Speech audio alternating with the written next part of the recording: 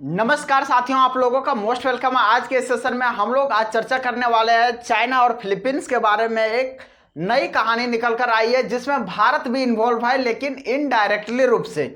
आज के हम लोग इस सेशन में चर्चा करने वाले हैं चाइना का दबदबा जिस प्रकार से दुनिया के देशों में बढ़ता जा रहा है, भारत ने किस किस प्रकार के कदम उठा रहे हैं चाइना को कंट्रोल करने के लिए। आप लोगों ने कहावत सुनी होगी, जैसा को तैसा, यानी टिट फॉर टैट, जिसे इंग्लिश में बोला जाता है। अब हम ही लोग यहाँ पे देख रहे हैं चाइना के साथ भी कुछ उसी प्रकार से हो रहा है। ये मैं क्यों बोल रहा हूँ, आइए आज के इस सेशन में हम लोग चर्चा करते हैं। हम लोगों ने अपना 3 जहाज, एक नहीं दो नहीं तीन जहाजें फिलीपींस को हम लोग सौंप दिया है, जिसकी राजधानी मनीला है। और मनीला कोई हम लोगों के लिए दुश्मन नहीं, हम लोगों के दोस्त की बात है। और चाइना की एक बहुत ही बड़ा ये दुश्मन उभर कर निकल रहा है।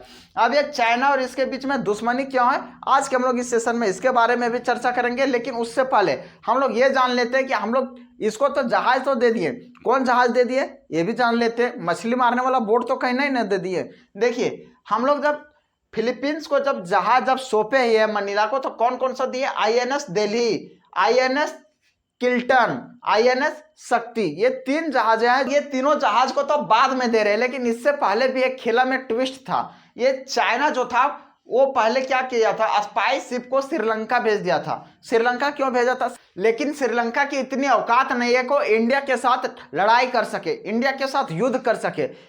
खैर, हम लोगों के युद्ध करने की तो बात ही दूर है, श्रीलंका और भारत की स्थिति ठीक ठाक है, जिससे हम लोगों के बीच में भी युद्ध की संभावना की स्थिति उत्पन्न होने की कोई भी आशंका नहीं जताई जा रही है कि कोई भी युद्ध की संभावना उत्पन्न हो जाए। खैर, ये चीन को जितना भी श्रीलंका को अपने ओर खींचना है खींच ले, लेकिन श्रीलंका क्या है कि भारत के साथ युद्ध कभी भी करने के तैयार नहीं होगा, इसमें इसका कोई शक नहीं है। चलिए सर, यहाँ तक तो ठीक बात है। लेकिन चीन और फिलीपींस का तनाव जो है अभी फिलहाल चरम सीमा पर बिल्कुल पहुंच गई है। इतनी ज्यादा तनाव है कि लगभग चीन और ताइवान की स्थिति एक जैसी हो गई, चीन और फिलीपींस की स्थिति एक जैसी हो गई है, चीन और कंबोडिया की स्थिति एक जैसी हो गई है। सारा स्थिति इन सारे देश है, उसके जितने भी सारे पड़ोसी देश है, उनमें से क्या होता है, सीमा विवाद को लेकर चीन के साथ लगता ही है हर समय।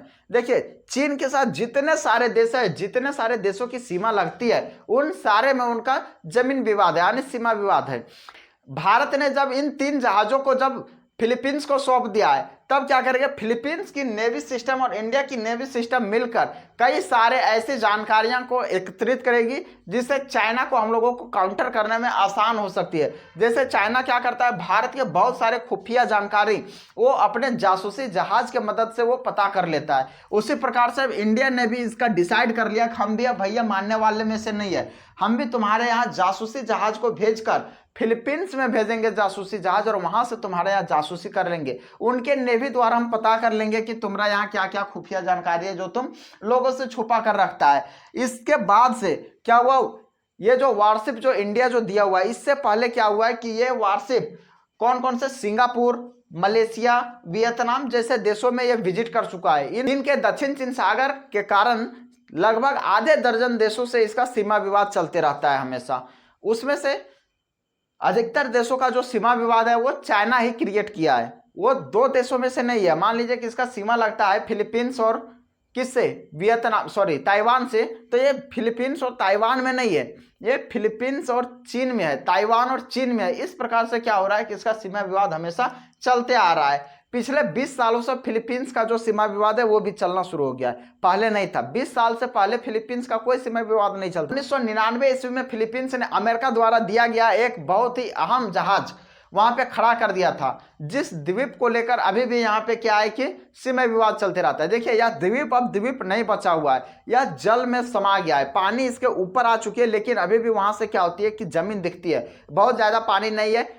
मान लीजिए 1 फीट 6 इंच इस तरह से पानी बचा हुआ है, उसमें उतना ही डूबा हुआ है वो द्वीप। और उसमें से क्या होता है, लोग आसानी से वहां पे आ जा सकते हैं, वहां पे चढ़ जाते हैं वो द्वीप पर। इसलिए क्या होता है कि चीन लगातार उस द्वीप को अपना बताता है, और वहीं फिलीपींस जो है वह अपने बताता है। फिलीपींस 1999 ईस्वी में अमेरिका द्वारा दी गई एक जहाज उस पर तैनात करके रखा था, जिस पर अभी भी उसके वहां के सैनिक तैनात रहते हैं। लेकिन चीन द्वारा क्या करता है, उस पर जबरन अपने बताया जाता है। चीन जो वहां पे चीन के कोस्ट गार्ड द्वारा क्या होता है कि फिलीपींस के सैनिक जो अपने सैनिकों के लिए उस द्वीप पर खाना पानी भोजन जो भी लेके जाता है, दवा दारू, दारू भी, हाँ दारू भी, जो भी ले जाता है सारा कुछ क्या करता है, चीन के कोस्ट गार्ड सब मिलकर उसको बर्बाद कर देता है, डिस्ट्रॉय कर देता है। ये काफी बार देखा गया है।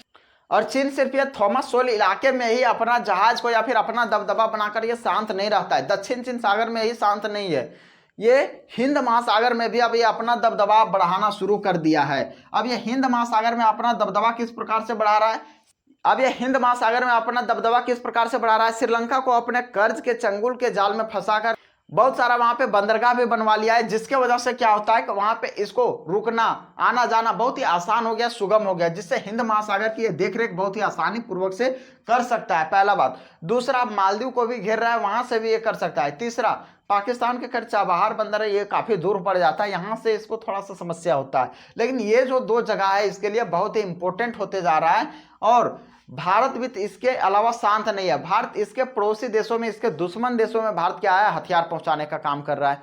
भारत फिलीपींस में ना सिर्फ शिपयार्ड दिया है, ये सिर्फ आईएनएस दिल्ली, आईएनएस किल्टन और आईएनएस शक्ति सिर्फ नहीं दिया है, इसके साथ ही इन्होंने ब्रह्मोस मिसाइल इसको पहले से देख के रखा हुआ है। ब्रह्मोस मिसाइल जो दुनिया के सबसे फास्ट सुपरसोनिक में काउंटिंग होता है ब्रह्मोस का, दुनिया में अभी इसके बराबरी का कोई मिसाइल नहीं है। S-400 भी इसके सामने फेल है, S-400 जो रसिया का है ये भी इसके सामने कुछ नहीं कर सकता है, ये भी मिसाइल फेल है।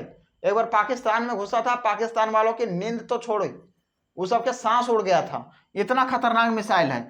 इसका भी बैटरी लॉन्चर वगैरह सारा कुछ देना बाकी है, सिर्फ ये मिसाइल दे दिया है। अभी हम लोग बोलते हैं ना क्या, बंदूक दे दिया है, गोली वोली देना बाकी है अभी, सारा कुछ सिंपल समझ लीजिए।